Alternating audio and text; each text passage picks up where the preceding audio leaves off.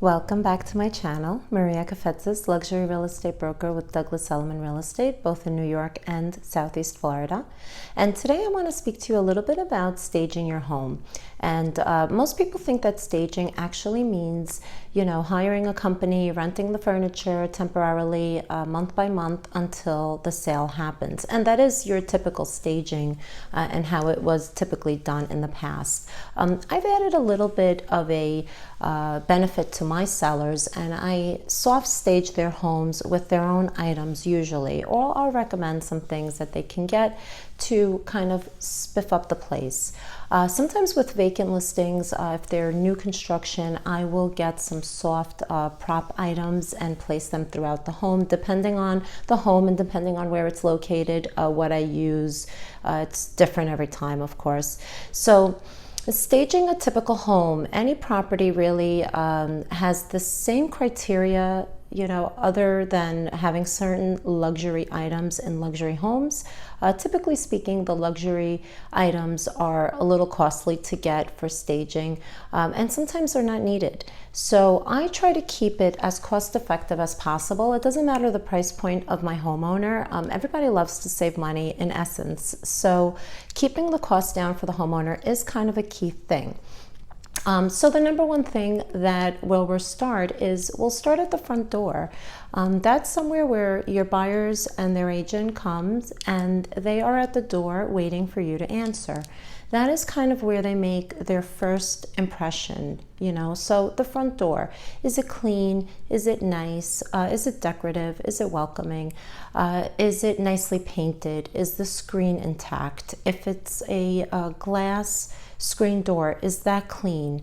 One of the things that I'll discuss later on is window cleaning. I mean, you have to have your windows clean. People need to be able to look outside and see crystal clear, but I'll get into that in a moment. So you walk in through the front door, and the next sense that you use is your smell. It's what makes you feel at home, or it makes you feel, oh my God, we got to get out of here. You may love your dog. If your home smells like an animal, certain buyers will just walk out and not even think about it twice. If you smoke and you smoke in your backyard, but you keep the door open so the smoke gets in the home, you will smell it in the house. That needs to be eliminated. If kids, like teenagers, which I've encountered, quite a few clients had this issue, teenagers that don't do their laundry, and you walk in their room and you're like, oh my God, what is that smell? Something died in here. They didn't die, they just didn't clean. So it's important to have this conversation. This is like the first conversation that I have right before I sign the contract, because I want to make sure that the homeowner is on the same page as me. So aromatherapy is huge. I don't expect you to go buy a whole aromatherapy central air conditioning unit, but I expect you to keep the home smelling well, and that is very easily done with a lot of different methods of doing it, depending on if you have any allergies and things of that nature. But there are plugins that you can put in the wall. There are potpourri vases that you can put around, bamboo sticks. I mean, there's all sorts of scented things that you can do to really bring out the scent in the home. And if there's allergies with scents, now with coronavirus, I am actually recommending a UVC light in the rooms, which actually eliminates any odors because it removes all the bacteria from the room. You should not be in the room while using it, they say. You should be outside of that room for like 15 minutes. And the reason is because it's UV light, just like being in the sun. This is a lot more extreme, so it's like being in the sun for like an hour.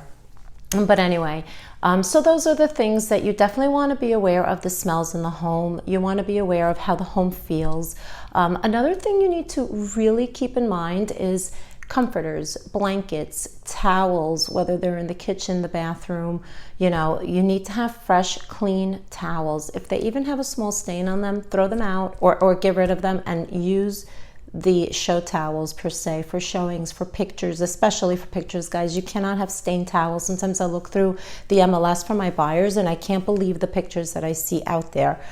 So those are very important things.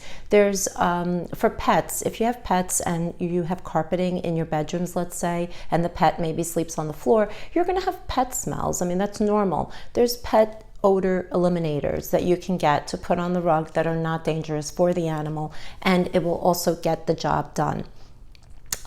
Another thing I want to talk to you about, even though this is really silly, believe it or not, you should not have tissue boxes out for photos or for showings, really, because immediately when you see a tissue box, you think of sadness, you think of sickness, you think of a cold, you think of somebody crying. So believe it or not, I know that's a shocker, but when I tell people that, they're like kind of like, what, tissues?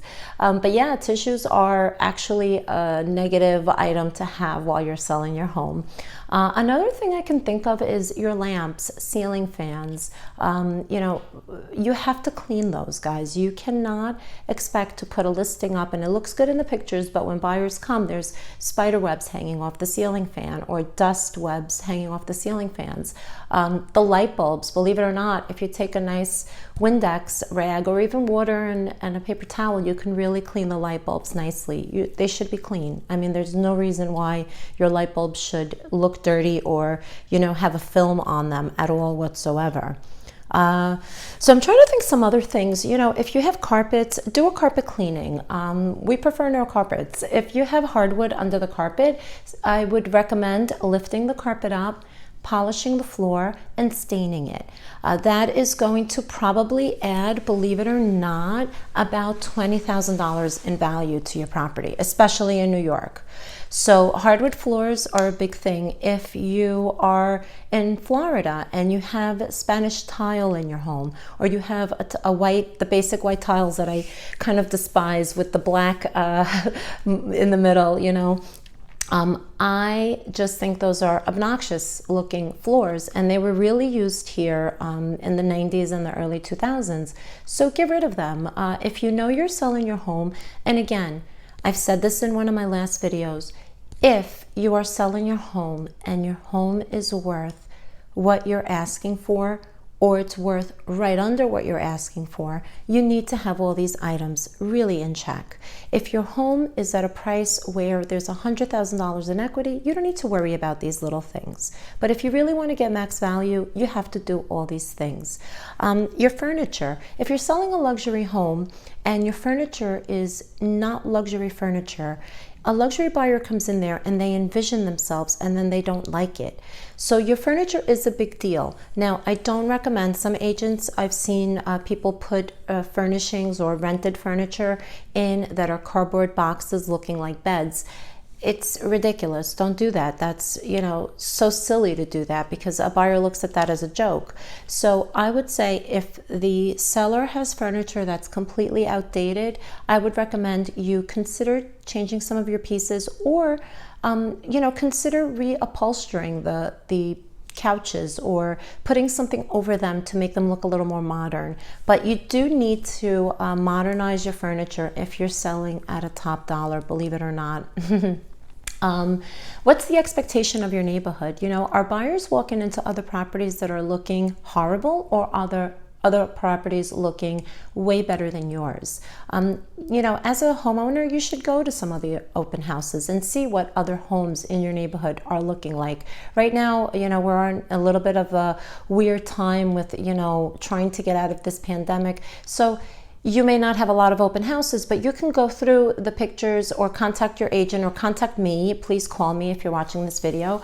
And I'm happy to send you some listings in your neighborhood where you can kind of compare what other kitchens, what other bathrooms look like, what other property sizes look like, what the garage space is like.